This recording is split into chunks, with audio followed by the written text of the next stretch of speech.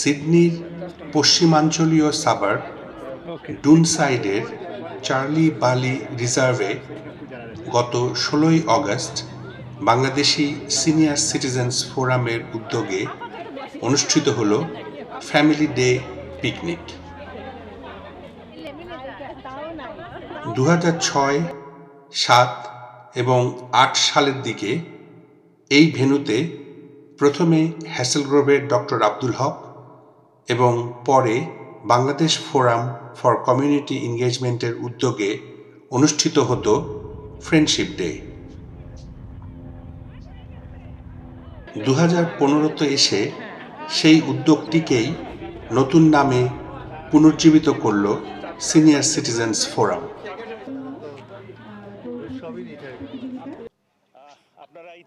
এই ফোরামের প্রথম সভাটি অনুষ্ঠিত হয় 14ই জুন 2015। সেই সভায় গঠিত অ্যাডহক কমিটির সদস্যরা ফোরামের কার্যকলাপ সম্পর্কে জানালেন। সেই সভা হওয়ার পরে সেই দিন আমরা ঠিক করেছি যে এই যে আমরা একটা সিনিয়র্স ফোরাম করলাম, এটাকে একটু প্রচার করার জন্য এবং সবাইকে জানানোর জন্য যথাসম্ভব একটা অ্যাপ্রোপ্রিয়েট তারিখে আমরা একটা পিকনিক করব। তো আজকে আমরা এই আপনার ডুনসাইডের এই চার্লি বার্লি রিজার্ভে সবাই এসছি সেই পিকনিকটা করার জন্যই।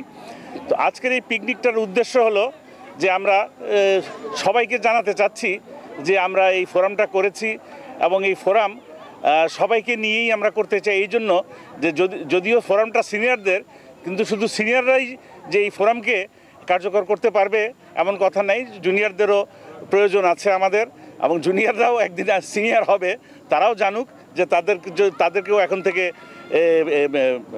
প্রিপারেশন নিতে হবে। কোনো একটা বড় ধরনের কিছু করতে হলে অনেক আলাপ আলোচনা করতে হবে, ব্রেইনস্টর্মিং করতে হবে।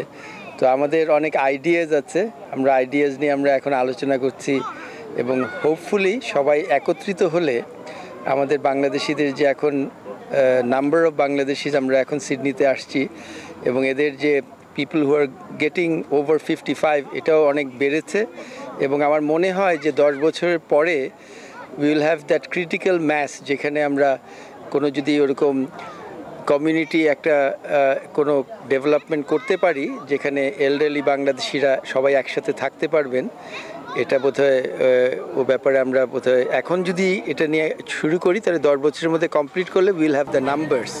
আমরা আসলে এই সংগঠনটা যখন মূল করেছিলেন আসলে ডক্টর আব্দুল হক এবং মোস্তফা আবদুল্লাহ ভাই, তো ওনারা যখন চিন্তা করলেন যে একটা কিছু করতে চাই, আমরা যারা আমাদের এই বয়সে তরুণ বয়সে যারা এই দেশে একসময় এসেছিলেন তারা আজকে একটা পর্যায়ে এসছেন যে একসময় হয়তো আমাদের আর তেমন কিছু করার থাকবে না, তো আমরা একসাথে মিলে সবাই যাতে একটা সম্প্রীতির বন্ধনে থাকতে পারি এবং একসাথে মিলে আমরা একটা ভালো সময় কাটাতে পারি, সেটা একটা মূল উদ্দেশ্য। আর লং টার্ম উদ্দেশ্য হচ্ছে যেটা মোস্তফা বলেছেন যে একটা যদি ভিলেজ করা যায় যেখানে আমরা সবাই একসাথে থাকতে পারবো এবং একজন আরেকজনকে লুক আফটার করতে পারবো। আমরা বিভিন্ন জায়গায় এইসব জায়গা জমির ব্যাপারে একটু খোঁজখবর নিচ্ছি, যদিও আপনারা জানেন যে এখন this is not the right time to buy any land, কারণ জায়গা জমির দাম অনেক বেশি, বাট স্টিল আমরা খোঁজ করছি। একটা জায়গা আমাদের একটা মাইন্ডে আছে যেটা প্রায় একটা 16 একর জায়গার একটা ব্যাপার আছে, ওটা আমরা খোঁজখবর নিচ্ছি।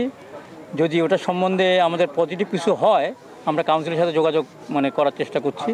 খুব শীঘ্রই হয়তো আমাদের একটা কোনো যদি কিছু হয় তাহলে আমরা আমাদের যারা সিনিয়র ভাইটাই যারা আছেন সিডনিতে যারা আছেন তাদের সবার সাথে কথাবার্তা বলে এটা মোটামুটি একটা অনেকটা কোঅপারেটিভ বেসিসও বলতে পারেন, আবার ইনভেস্টমেন্ট বেসিসও বলতে পারেন, সেরকম একটা কিছু আমরা ডিসিশন নিয়ে আমরা আগাবো।